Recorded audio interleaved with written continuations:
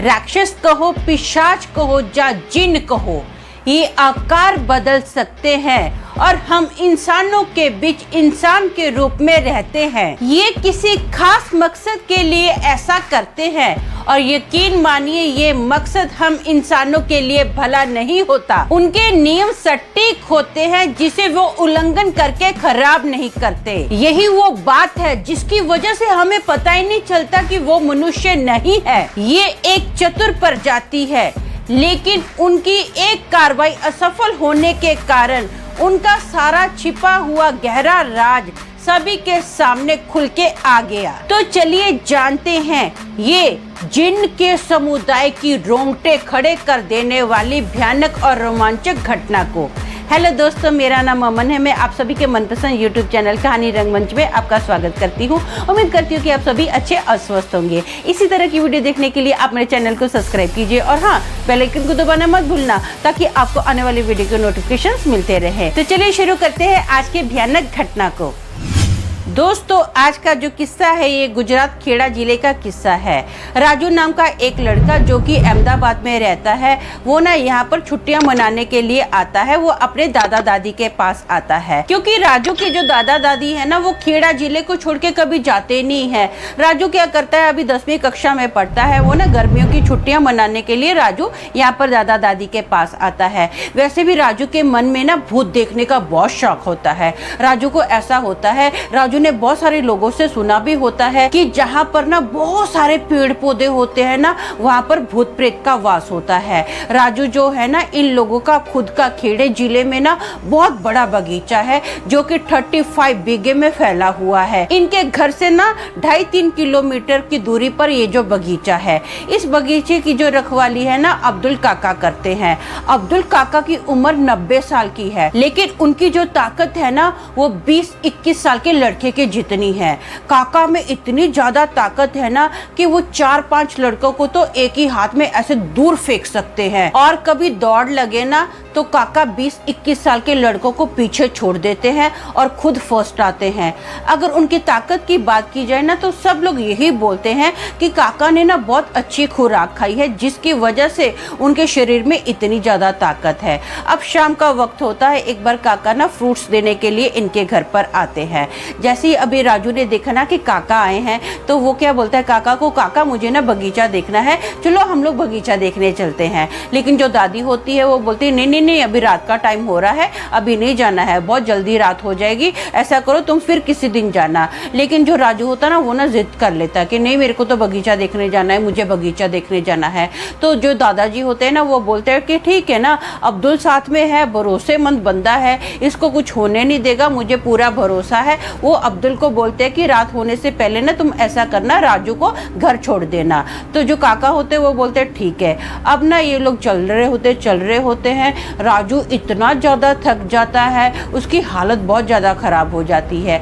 जैसे वो बगीचे के अंदर आता है, थोड़ा बहुत घूमता है और ना एक पेड़ के नीचे जाके लेट जाता है और बोलता है कि मुझे तो बहुत ज़्यादा थकावट हो गई है, मैं ना ऐसा करता हूँ इस पेड़ के नीचे सो जाता हूँ। जो काका होते हैं ना वो बहुत ज़्यादा गुस्से में आ जाते हैं। वो राजू को बोलते हैं पागल हो गया क्या, तेरा दिमाग खराब है? हाँ, ये जंगल जैसे में कहाँ सोएगा तू, तुझे कोई भी सांप वगैरह आके काट सकता है, चल अगर तेरे को नहीं घूमना है ना चल हम लोग घर चलते हैं। तो जो काका की ये बात सुनकर ना राजू का मुझे होता ना एकदम उतर जाता है। अब राजू को तो भूत देखना था, वो तो अंदर से यही सोच के आया था कि मुझे भूत देखना है और मन में ये सोच रहा था कि मुझे तो रात को यहाँ पे रुकना है। लेकिन काका की ये बात सुन के ना कि चल हम लोग घर चलते हैं, उसको बहुत बुरा लगता है, उसका पूरा मुँह उतर जाता है और काका को भी महसूस होता है कि मैंने कुछ ज़्यादा बोल दिया, यार बगीचे का मालिक है, मुझे ऐसा बात नहीं करना चाहिए था। तो काका ना थोड़ी चिंता में होते हैं, लेकिन इसको बोलते हैं कि ऐसा करते हैं, तू ना मेरी झोपड़ी में चल, वहाँ पे जाके सो जाना। लेकिन काका ना उसको ऐसा बोलते हैं कि ऐसा करते हैं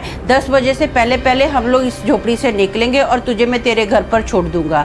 राजू बोलता है ठीक है। अब राजू ना मन में ये सोचता है यार कैसे बहाना लगाऊं, कैसे कोई आइडिया लगाऊं जिसकी वजह से जो काका है ना मुझे घर ना छोड़े, मुझे आज रात इधर ही रुकना है। अब राजू जैसे ही झोपड़ी के अंदर जाता है ना, तो वो देखता है कि रूम के अंदर ना एक खटिया पड़ी है, एक मटका पड़ा है और एक लकड़ी का टेबल और कुर्सी पड़ी है। टेबल पर ना कुछ फ्रूट पड़े हैं। ये क्या करता है, फटाफट फ्रूट खाना स्टार्ट कर देता है। तो काका को लगता है कि इसको बहुत ज़्यादा भूख लगी है, कोई बात नहीं है, खाने देता हूँ। अब ये फ्रूट खा के ना थोड़ा सो जाता है, आराम करता है। अब जैसे ही थोड़ा लेट हो जाता है ना, 9:30 बजे के आसपास काका इसको उठाते हैं। तो काका बोलते चल बेटा, अब काफ़ी रात हो गई है, मैं तुझे तेरे घर पर छोड़ देता हूँ। राजू को मन में ऐसा होता है, यार मुझे नहीं जाना है, अब मैं क्या ऐसा बहाना लगाऊं। ये ना जानबूझकर राजू ना काका को बोलता है, काका मेरे पैर बहुत दुख रहे हैं, मेरे से नहीं चला जाएगा, देखो मेरे पैर कैसे सूज गए हैं, मैं कैसे चल सकता हूँ। तो जो काका होते हैं ना, वो बोलते हैं कि ऐसा है बेटा, तुझे यहाँ पर नहीं रुकना है, मैंने तेरे अभी दादा दादी को प्रॉमिस किया है, मैं तुझे तेरे घर पर छोड़ूंगा ही छोड़ूंगा। अगर तू चल सकता है ठीक है, नहीं तो मैं तुझे गोद में उठा लूंगा। अब ना इसका मूड बहुत ऑफ हो जाता है। ये सोचता है कि क्या करूँ, कैसे बहाना लगाऊं, मैं क्या करूँ, मुझे तो आज इधर रुकना है। ये बोलता है काका नहीं नहीं नहीं, आप कैसे मुझे गोद में उठाओगे, मुझे नहीं अच्छा लगेगा, आप कहाँ तक उठाओगे। तो जो काका होते हैं ना, बहुत ही कड़क आवाज़ में बोलते हैं, मैं तुझे यहाँ से लेकर ना तेरे घर तक आराम से तुझे गोद में उठा सकता हूँ, चिंता की कोई बात नहीं है, चल गोद में उठाऊँ। और ये बोलता है कि नहीं नहीं काका, ऐसा करता हूँ, मैं चलता हूँ, जितना हो सकेगा ना मैं चलूँगा। अब ना ये लोग झोपड़ी से निकलते हैं। अब राजू के मन में ऐसा होता है, यार कैसे मैं काका को मनाऊं, काका तो बहुत ही ज़्यादा जिद पे आ गए हैं, काका तो मुझे छोड़कर रहेंगे घर पर है, मैं क्या करूं, मुझे कुछ समझ में नहीं आ रहा है, ऐसा क्या सोचूं। अभी वो ना अपने दिमाग में सारी बातें ये सोच ही रहा होता है, इतने में ना बूंदाबांदी स्टार्ट हो जाती है। राजू मन में बहुत खुश होता है, बहुत उसको मजा आता है, या ये अच्छा बहाना मुझे मिल गया है, वो मन में ऐसे सोचता है, उसको बहुत खुशी होती है। वो काका को बोलते है, काका देखो बारिश आ रही है, मैं कैसे जाऊंगा, मैं तो बीमार पड़ जाऊंगा बारिश में,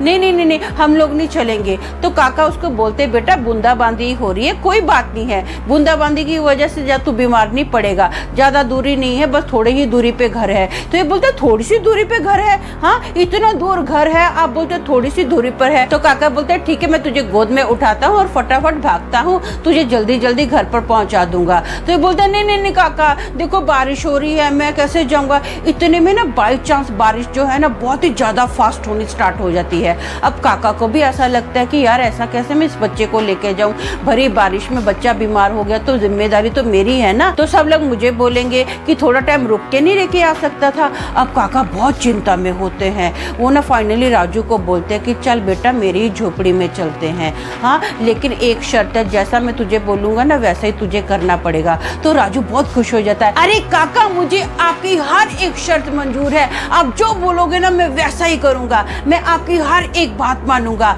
तो काका इसको बोलते हैं कि मैं ना पूरी रात लालटेन जगा के रखूंगा और किसी भी तरह की आवाज आई ना तो तुझे अपनी आंख नहीं खोलनी है। काका की ये बात सुनकर ना राजू के मन में तो लड्डू फूट जाते हैं। उसको पक्का यकीन हो जाता है कि यहाँ पर कोई ना कोई भूत प्रेत है जिसकी वजह से काका मुझे ऐसा बोलते हैं। लेकिन ये ना ज्यादा शो ऑफ नहीं करता है, ये एकदम नॉर्मल बोलता है, हाँ हाँ काका आप जैसा बोलोगे ना मैं वैसा करूंगा, मुझे आपकी हर शर्त मंजूर है। तो चले हम लोग झोपड़ी के अंदर चले। अब काका जो होते हैं ना बहुत ही मायूस हो जाते हैं, उनका तो पूरा चेहरे का कलर उड़ जाता है। काका इसको झोपड़ी में लेकर जाते हैं। अब थोड़े ही टाइम के बाद वैसे भी राजू थका हुआ था, वो सो जाता है। सोते सोते ना अभी उसकी आँख खुलती है, उसको सिर्फ यही आवाज समझ में आती है, मानसकांत मानसकांत मानसकांत।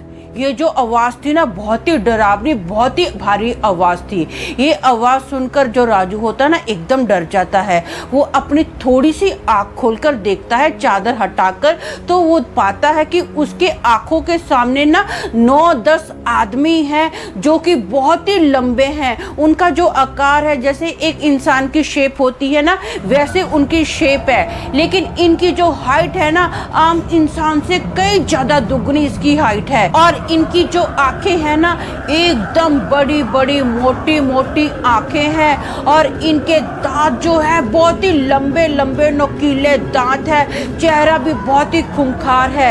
इतनी भयानक नेगेटिविटी छा जाती है ना चारों ओर। अब ये जो राजू है बहुत ज़्यादा घबरा जाता है, टेंशन में आ जाता है। थोड़े टाइम के लिए तो ये अपनी आंखें ना जोर से बंद कर लेता है और वो बीच बीच में ना अपनी आंख खोल के देखता है तो वो पाता है कि जो काका है ना वो ना इन आदमियों को राजू के पास आने से रोक रहे हैं। काका एक दीवार की तरह खड़े हो गए हैं। काका ना उनकी भाषा में कुछ बोल रहे हैं, लेकिन ऐसा समझ में इसको आया राजू को कि जैसे जो काका है ना उन लोगों को ना राजू के पास आने से रोक रहे हैं। राजू ये देखकर एकदम चौंक जाता है, बहुत घबरा जाता है। राजू फिर से अपनी आंखें बंद कर रहा है। अब वो बीच बीच में ना इन लोगों की लड़ाई सुनता है। ये लोग क्या भाषा में बात कर रहे हैं उतना तो इसको समझ में नहीं आता है, लेकिन जो काका है ना कंटिन्यू बोल रहे हैं। मतलब इसको ऐसा महसूस होता है कि वो चाहते हैं कि बच्चे के पास नहीं जाओ, लेकिन वो जो राक्षस है ना वो लोग कंटिन्यू बोलते हैं मानसगंज, मानसगंज, मानसगंज। ये सुनकर राजू के हाथ पैर पूरे कांपने लग जाते हैं। अब राजू हल्की सी चादर उठाता है अपने फेस से और वो देखता है वो जो लोग हैं ना काका को जोर से धक्का मारते हैं। कोई काका के बाल खींच रहा है, कोई काका को जोर से हाथ से पकड़ के उनका हाथ खींचते हुए घसीटते हुए बाहर लेकर जा रहा है। कोई काका को पीठ पर लात मार रहा है, कोई काका को पेट पर लात मार रहा है। अब ये देखकर राजू एकदम डर जाता है, चौंक जाता है। वो देखता है कि एक बंदा जिसने काका के बाल खींचे थे ना वो काका को इतने जोर से बालों से खींचता है ना, काका की जो स्किन होती है ना पूरी ऐसे निकल के बाहर आती है जैसे कोई बंदा अपने कपड़े चेंज नहीं करता है, बाहर निकालता है पूरी बॉडी से, वैसे उनकी जो स्किन है ना पूरी निकल के बाहर आ जाती है। अब जो काका का फेस है ना वो भी जैसे ये लोग थे ना राक्षस वैसे ही काका का फेस हो गया है। काका की बड़ी बड़ी मोटी मोटी लाल आंखें हो गई हैं, नुकीले नुकीले दांत हो गए हैं, लंबे लंबे काले काले काका के बाल हो गए हैं। लेकिन फिर भी जो काका है ना वो राजू को किसी तरह की कोई हानि नहीं पहुंचाते हैं।